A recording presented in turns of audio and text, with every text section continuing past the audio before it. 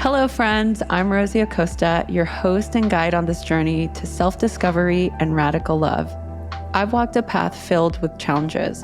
Growing up in East LA during the '92 LA riots, it left me searching for meaning, for mentors, for a way to truly understand the purpose of life. But you know what I found? The power of conversation. So I decided to create a space where we can share these conversations with you, our community. And that's how the Radically Loved podcast was born. Join me as we dive into topics like mindfulness, spirituality, self-love, and the keys to overall healthy living. I'm joined by my dear friend, fellow author, producer, and teacher, Tessa Tovar.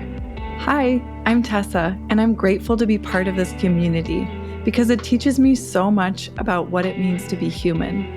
Ever since I was a little one, I was always asking the deeper questions in life. Why are we here? What happens when we are gone?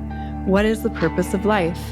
I love this show because I get to ask the questions that cut right to the meaning of life. I've learned that no matter how much we want the path to be clear, it never is. And that is actually part of the beauty that creates a radically loved life. Please do us a favor, share the episodes you love with your friends, and leave us a review. Together, we'll learn how to create a life that's truly, deeply, radically loved. Let's begin. Hello, everybody. Welcome back to another episode of the Radically Loved podcast. I'm your host, Rosie Acosta, here with Tessa Tovar, co-host. We're very excited today because we have our dear friend, Ethan Nichtern, on the show. He's a Buddhist teacher and the host of the Road Home podcast. He's offered meditation and Buddhist psychology classes at conferences, meditation centers, yoga studios, and universities. He's been featured on CNN, NPR, the New York Times, Vogue, Business Insider. I can continue to go on and on. He's been on the show. I actually don't know how many times he's been on the show at this point. Tessa, do you? Ooh, I should take a tally. I want to say 3. 3, does that include when we did the Radically Loved Summit? No, I wasn't counting that. Oh, and he also did, was that the Radically Loved Summit? Remember when we did the thing with when I did my book launch? Or was that a different thing? I don't remember. Well, we did do the summit with the book launch, but we were doing multiple things. Oh, yeah. So anyway, so he's very involved. Ethan has been a dear friend. I've known him for now over a decade, and he is probably one of the people that I follow the most in the space of Buddhist teachings because he makes them so, relatable, and to me creates this container in a way that allows me to understand certain types of teachings. And he's a really great storyteller. And he has this new book called Confidence that is out.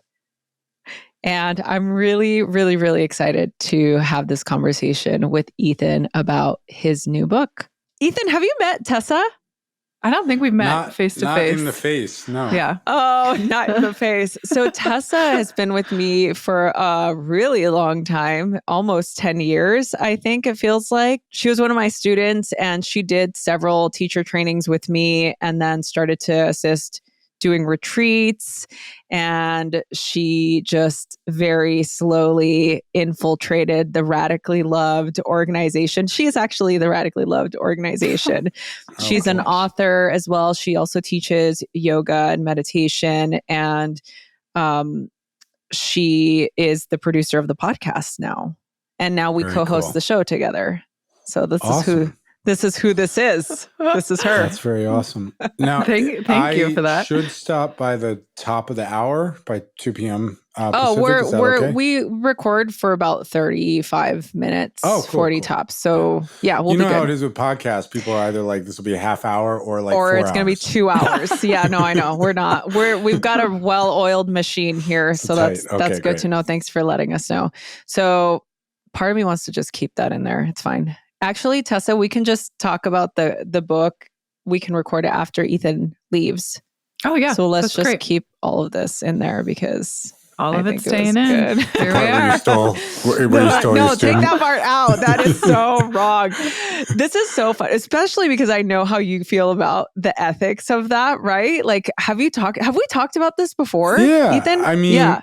well, it's I have strongly about, but a lot of it's common sense too. So as long as if you guys both decided not to be student and teacher anymore, then it's two grown adults shifting their relationship. I Not don't even using know you that. two as the Yeah. example. No, I know. But I think, but this has been so I was kind of raised, it was actually a really difficult thing for me, if I'm honest. I think, Tessa, we've talked about this. Maybe we've talked about it. I don't know.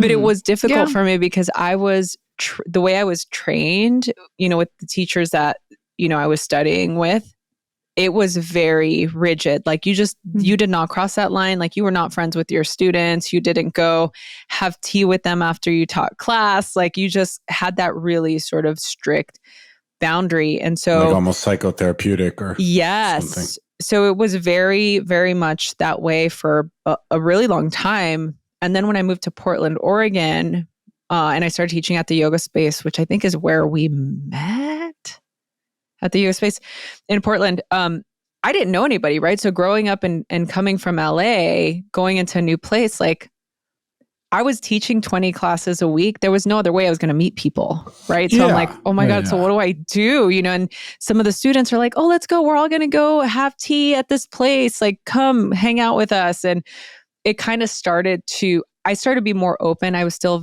and I still am, truth be told, I still have really great boundaries, but I think that there has been a couple of occasions where that conversation did happen, where I've made friends with people who I met in a class. And it's like, I really like you as a friend and I want to be your friend. So I can no longer be in that role. And it was a conversation that we had where I'm like, I do not want to be in that role anymore. And I love you and I'm happy to give you any advice, but I don't want to be in that space. So yeah, like what are your thoughts on that? Look at Tessa's like, what? We didn't have that conversation. Are we recording right now? Is this we're going to be on. in the podcast? Yeah, we're live. Oh, yeah. Yeah, Dive no, in. I mean, I've seen all sides. I mean, the ethical guidelines I follow come from interestingly enough how I was trained, and that's the weird thing is that we in Shambhala there actually were really good student teacher guidelines, and they were, I know some people have very very rigid guidelines, like psychotherapists who are just oftentimes, not always, I know some much more personable therapists, but are oftentimes just afraid to be seen as a person because, then it's like, how am I, if you see how fucked up my life is, right? So if you wouldn't even, sometimes the guideline is I wouldn't even say hi to you if I saw you, in public. I mean, a lot of people have that relationship with their therapist. It's a really rigid boundary. It's interesting because, as you know, teaching yoga or writing books, there's a wide gamut. People can come to you for spiritual advice, and I do work with people privately, and there's pretty clear guidelines of that. But if somebody comes to like a book release and then we have some other way of connecting, I think the most important part is understanding power differentials, being clear about roles, and I think that's one positive change that has happened. Is that people have more, almost out of fear sometimes, clearer conversations sometimes about like, this is the role that I'm in. Is that okay with you? But I mean, I've made a few of my lifelong best friends from people who I met because they were coming to groups that I either co-facilitated or led. I mean, age is a factor too. So a lot of times I'm 45 now, but I started teaching when I was 23. So a lot of times I was like leading groups of peers, So I think having really good guidelines and really clear kind of common sense boundaries. And, I think mutual consent is the best format, and just clear discussion and clear conversation. But there will always be people who tell you did something wrong. I think that's another thing about being a teacher is it's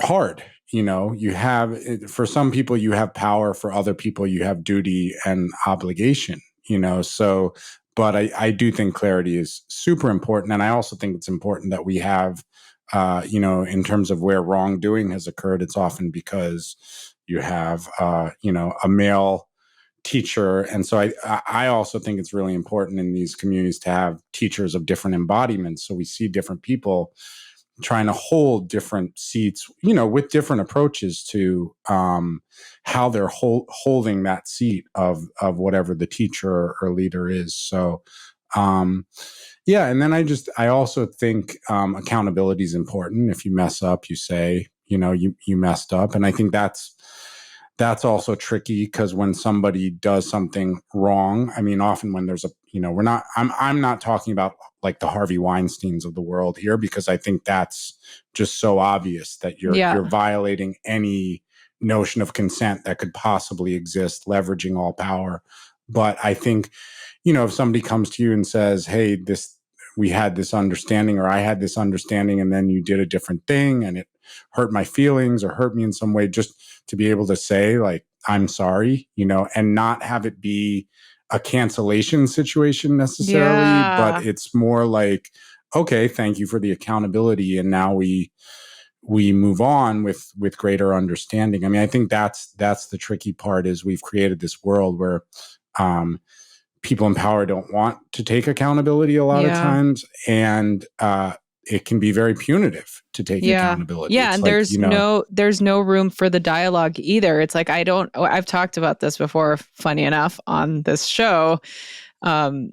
Where's the space for dialogue? Where's the space for atonement as well? Like, are we able to say, yeah, I made a mistake, and then be able to repair that relationship or repair any sort of damage that may have been done without being canceled, right? Because then at that point, it's like you mess up and all of a sudden it's impossible to atone for something that you may have done.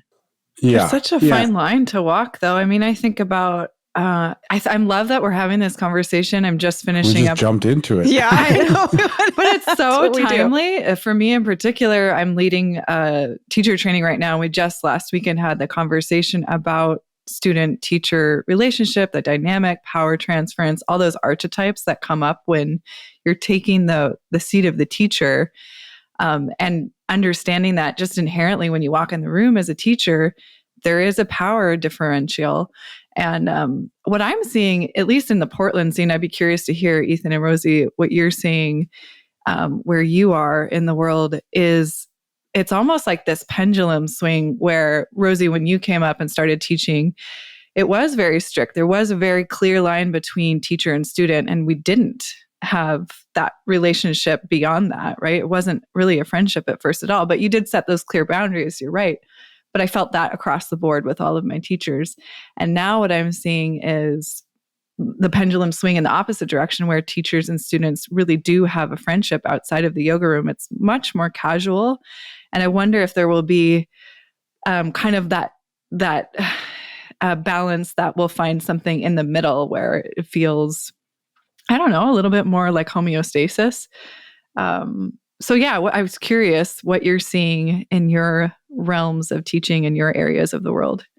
Yeah, I mean, it's interesting to hear you say that, Tessa, because it's in the Buddhist world in the West, I think it's actually directly flipped in a sense. In other words, it used to be a lot more casual, and there wasn't always a lot of ethical kind of precepts or clarity of rules in a lot of communities, especially in the more guru-centric communities in the Buddhist world, where the teacher's given a lot of spiritual authority. It's not just like, in yoga, teachers take each other's classes. So it could, you could really look up to someone. You could also just be mutually studying in a more, camaraderie or collegial way with each other. So, and the community that I was mostly part of, Shambhala, completely fell apart because of the main teacher, violating a lot of boundaries. To some degree, there was knowledge that it had happened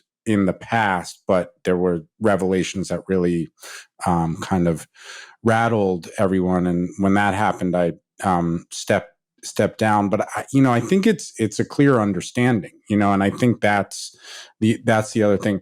I've also had, friends, this is the other part about being a teacher is I think it's really important to view being a teacher as a role, not an identity. In other words, it arises in relationship, because the other thing that you notice happens when you're a teacher is the people in your life who are not your students start, when they get disappointed, they're like, oh, I thought you were a teacher, and you're like, I'm not your teacher, so that's the other piece of the puzzle is I've said a lot. If somebody doesn't know they're your teacher, they're not your teacher, right? That it's actually a mutually entered into relationship. And I think all sides need to say, okay, what's your understanding? And I do think just clarity of communication always saves the day. In addition to, I think we're living in a world generally with big economic, all kinds of power imbalances, and working with how do we actually empower more and different people is really important. But I've actually seen in the Buddhist world, thankfully, I think people have become more cautious. I'm not sure that it actually has solved the problem, because there's, this is part of where we're at is there's more drama in when it's being done wrong and more eyeballs go to when it's being done wrong than when it's actually somewhat healthy. So actually talking about like what does this look like to be flawed people, where you actually have healthy systems of accountability that are based on spiritual principles of, basic goodness, and, not like, find the badness and cut it out. It's interesting. I'm glad in the yoga world there's been a little bit of rebalancing. I think it's important. I do think ethics are really important. I also think ethics are somewhat common sense about how to treat, yourself with respect, how to treat others with respect. And and I think it needs to be a conversation in kind of a forever way. Like where does everyone feel it's working well? What is everyone here for? Because that's the other thing about spiritual communities is people come for very different reasons. Some people come because they are looking kind of to be in a more worship or celebrity relationship. Other people are just like, I just want to be part of the community. And if you have good information, then that's great, but I'm not going to particularly look up to you.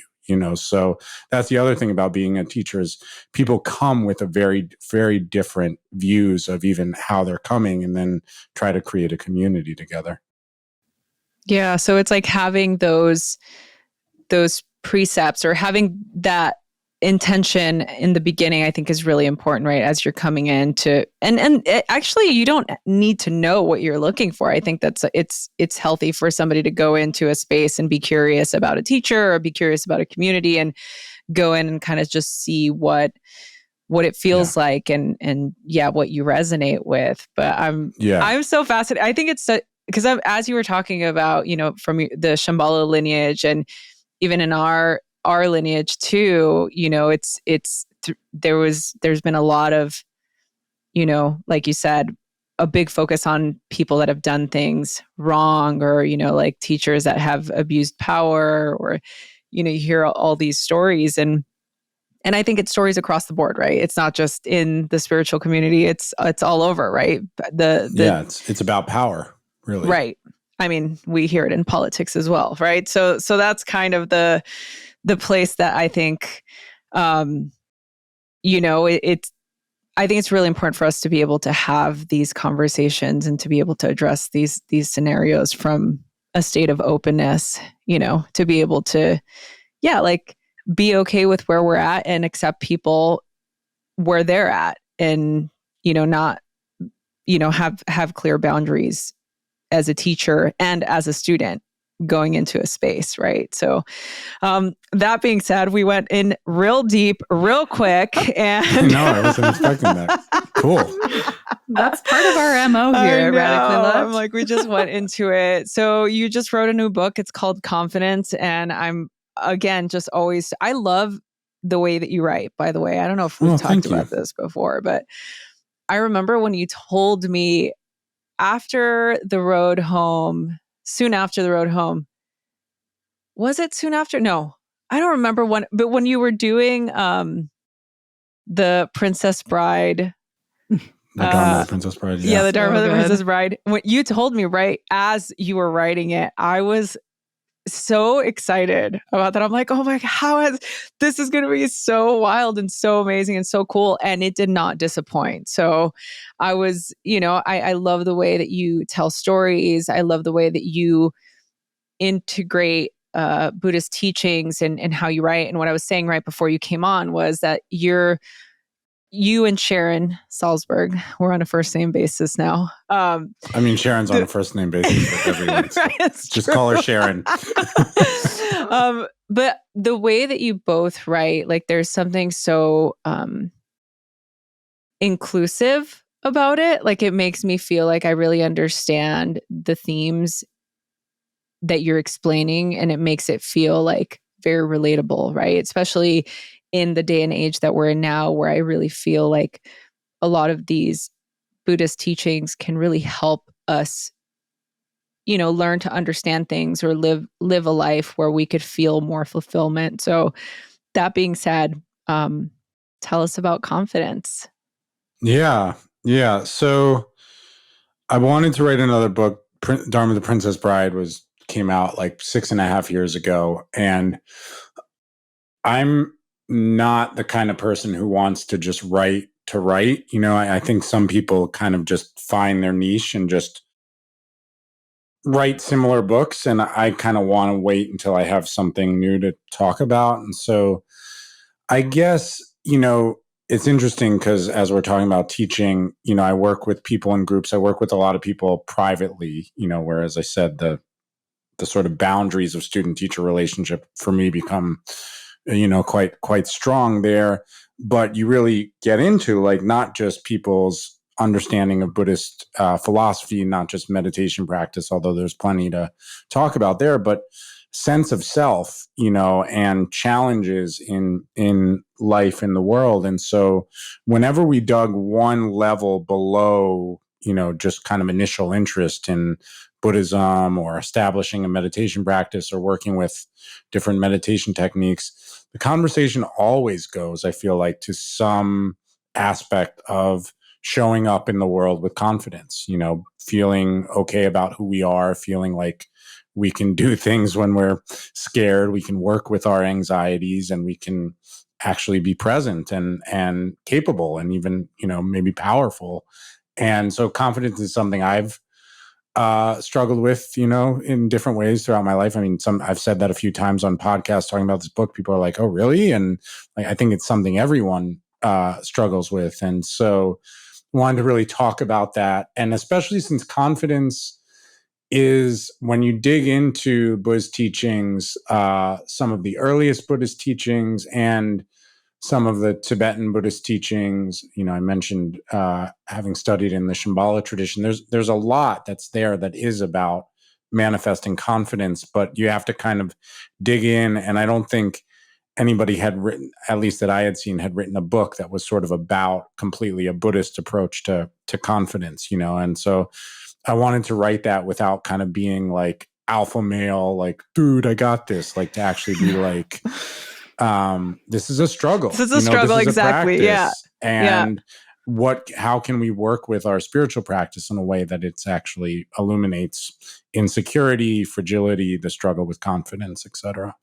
Well, I think I would second what Rosie said. Your writing is for me, it's really accessible. And the Dharma, the Princess Bride was the first I read, and my copy is dog-eared and highlighted and written in. And every page I turned, it was like, yes, yes, yes. You just articulated it so well. So I appreciate that. And in this book, Confidence, there's a couple of, the subtitle, Holding Your Seat Through Life's 8 Worldly Winds.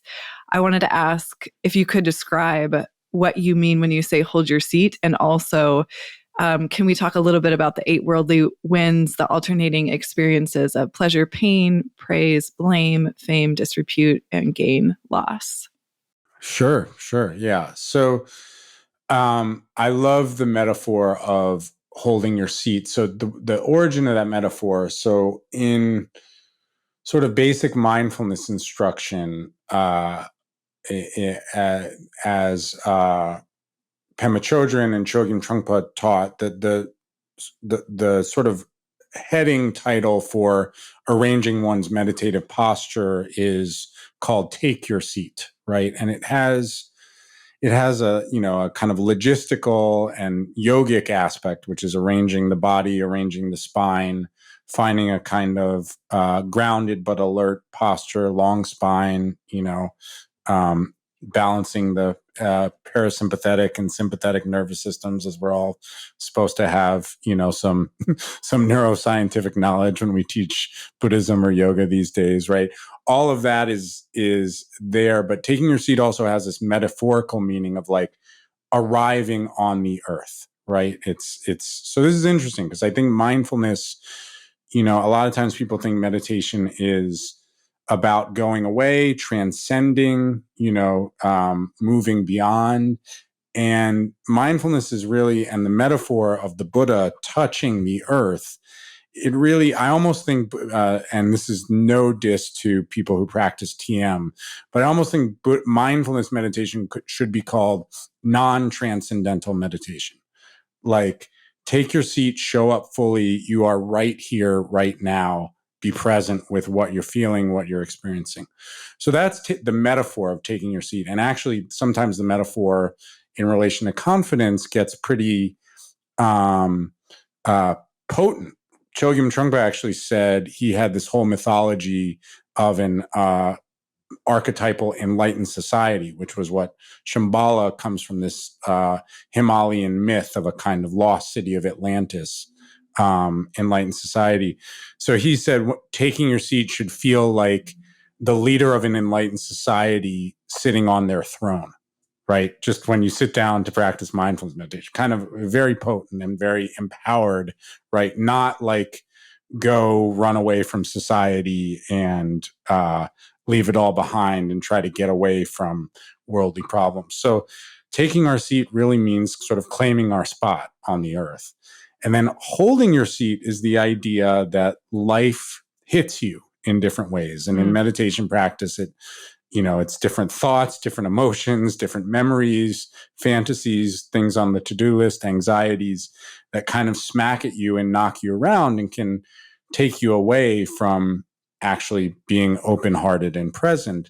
So the metaphor of holding your seat is when life or your own mind kind of knocks you around, and not that you pretend it's not happening, but you're able to actually stay with it. Pema Chodron says that the point of meditation is learning to stay, right? So that learning to stay, the alternate metaphor is like, how did the meeting go? How when you were asking your boss for a raise, you could say, well, I held my seat. It got hard, but I held my seat. I asked for what I needed, so, how did asking the person out go who you didn't know if they were going to say yes or no? Well, I took my seat. I think shoot your shot would be the terminology in that, in that arena. Right. And I actually worked with whatever feelings were arising. Right. What did, in my case, the day that my daughter says, you're the best dad in the world, and then gets mad at me and says, you're a bad dad. She doesn't do that anymore. She's 7, but when she was 3 or 4, it could get pretty, volatile between best dad in the world and bad dad. How'd you work with that? Well, it was really, it really hit me in the identity place, but I held my seat, right? So that's the notion. And then the 8 worldly winds is this list, because Buddhism has a lot of, classic Buddhism especially, has a lot of lists. There's lots of lists. Lots of lists. And there's this list of sort of the experiences that knock us around. And the 8 worldly winds, I've seen a lot of people mention them. They're kind of rarely unpacked in terms of modern life for a long period of time. And I just thought they were so relevant to the experience of trying to show up specifically in the world. And so there are these 4 pairings, and in each pair, there's the arising of something we hope happens to us, something that's going to elate us or, give us an animating wind, hit us in the right way, like pleasure, or like receiving praise, or gaining fame or recognition, or success, and then there's the side of each coin that we fear, that would deflate us, that would knock us off our seat in a painful way. So physical pain, criticism, insignificance, right? You try to, I don't know if anybody's ever spent a lot of time getting some offering ready to be consumed by the public. Say you try to write a book or social media post, and then I have no idea what that's like at nobody all. responds. Nothing, right? Rosie knows nothing of this. Rosie, I have no idea. It's all been fame and recognition for you, right? It's all the good stuff for you. That's how life is, right? I mean, that's what it looks like on the outside when you look at social posts, but that's separate. That's separate not topic. to digress. That's a separate topic. Yeah, that could be another way. Filtered versus unfiltered. Right? Yeah. Yes. So we're constantly being hit by these forces. We hope for pleasure, we fear pain. We hope for praise, we fear criticism. We hope for influence, we fear insignificance. And on the deepest level, we hope for success and we fear failure. And these are just the forces of life, right? There's nothing we can do to exist in the world without experiencing these. So confidence is not about just here's how to have success. I don't really know how to have success. I wish I did, just how to have success. I know equally how to have success and failure. I probably have quite a lot of, in fact, I do have quite a lot of privilege. I've learned some of the relative rules of how to succeed a little bit more often, but I also have to experience failure. We all have to experience failure. Maybe somebody has a key. I've never met the person who wasn't bullshitting when they said, I figured out how to just experience pleasure. That I can just give you pleasure, and your meditation practice can just be pleasant. And if you take these 7 supplements and do these 7 yoga poses, all your life will be pleasure. I know how to do it so nobody ever criticizes you. This isn't life, right? The human life is we're going to experience the full range of hope and fear, and we're going to be knocked about constantly. So how do we actually work with that? How do we meet that with an open heart and turn that into a path? So I think that's really if there was like one key message in this book, it's that confidence is not like an end point that we reach. It's a practice, right? And it's a practice specifically of meeting life when it's throwing us these conflicting signals of success and failure all the time. I hope everybody succeeds. I really do. But the thing about our mind is, I don't know if you've met anybody who succeeded in an insecure way or ever been that person. It just redefines success as the new lowest bar, right? So we still have to work with this now.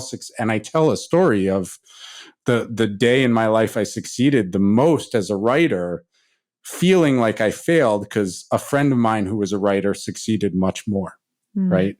So we can always just weaponize what life throws at us against our own happiness. And that can't be what confidence is, right? Yeah. I love that you share those stories too. Going back to what you said, you were talking about when you're doing these interviews, you're talking to people and you wrote this book called Confidence. And you're like, wait, but this is part of the process. I'm not really there. When I'm there, it's like, you have to hold your seat. I love what you're saying about in the traditional Buddhist teachings that say to take your seat, right? So, and I almost like the difference between, is there a difference between me taking my seat and me holding my seat, right? Like when you're thinking about it in terms of confidence, can we think about a scenario in our lives where me taking the seat is going to propel me to feel more confidence, or me holding my seat is going to propel me to feel more confidence? What do you think? Yeah.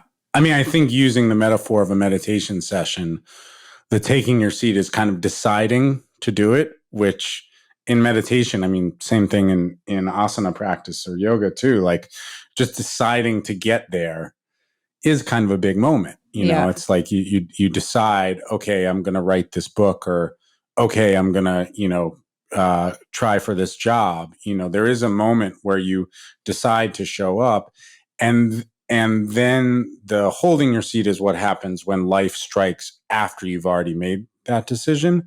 But Rosie, you're absolutely right that if you look at it that way, holding your seat is just like another moment where you decide to take your seat again. Right. You're always just like, okay, I'm here. Let me show up again, and let me show up again. So I do think they overlap quite a lot. Yeah. But there's an initial moment of showing up, and then what happens when life strikes, which is what I was thinking with holding your seat. Yeah. I like that a lot, actually.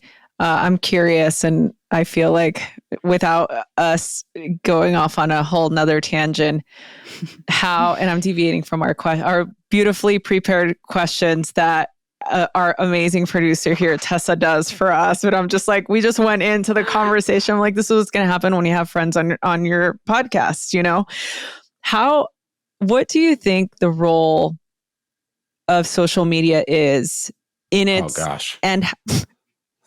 And how does social media affect our confidence or lack thereof? Oh my Lord. I mean, look, I talk about social media in the chapter on pleasure and pain, because that's the interesting thing about social media is, if you look at the more political takes on it, we're not actually the content producers of social media. Like, no one is, right? We are actually the consumers of social media, right? And I think how social media actually works from a pretty nefarious standpoint is it gets the consumers to think they are producing, right? When we're actually just kind of drawn in. Now, it is an amazing way to communicate with each other, to build an audience.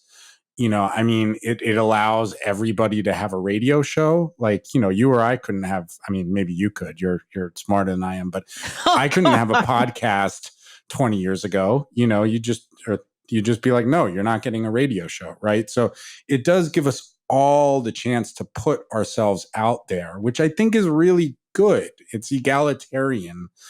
If there wasn't people a few people making billions of dollars at the top, it would be a very egalitarian system, I would say, right? If it was like PBS social media.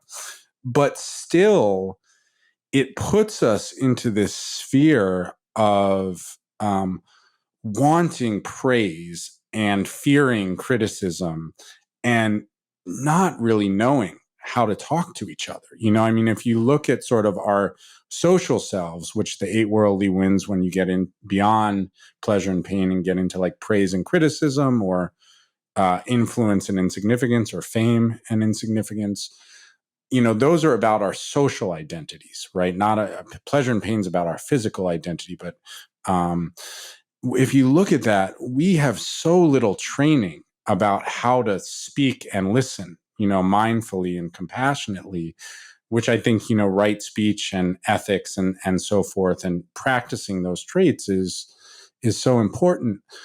And so I think it's great that we can have conversations, make friends, we can follow each other from a long distance away. But at the same time, the basic problem is like, oh, you're having a hard time mindfully communicating with the 10 people in your life? How about trying it with 10,000 simultaneously? It's like, it's not, we have to understand that we're kind of, it's an overwhelming medium for human communication, and we haven't really learned the tools to have it. And it messes with us, it messes with the way we experience praise and blame. And never mind trying to have a political conversation on social media. I think social media is really good for saying like, here's this cool thing that's happening, or if you want to get people to come to a political rally, that could work. Like, here's this event, get off your phone and go to this event, But I think in terms of a medium for understanding each other, and a medium for how am I doing, and sort of a more grounded sense of self in the world, it's pretty overwhelming. And I don't mean to be negative about it, but now that we're moving into AI, I think we need to, technology is a really great thing, but we also have to understand that technology as it exists in sort of our profit motive on steroids world is all about asking the question, like, we can do this thing, and it's never like, why would we want to do this thing? Yeah, or it's like, just because we can do something doesn't always mean that you should. It's like, yeah, you can have 1,000 friends. Oh, wow. Okay, why? Yeah.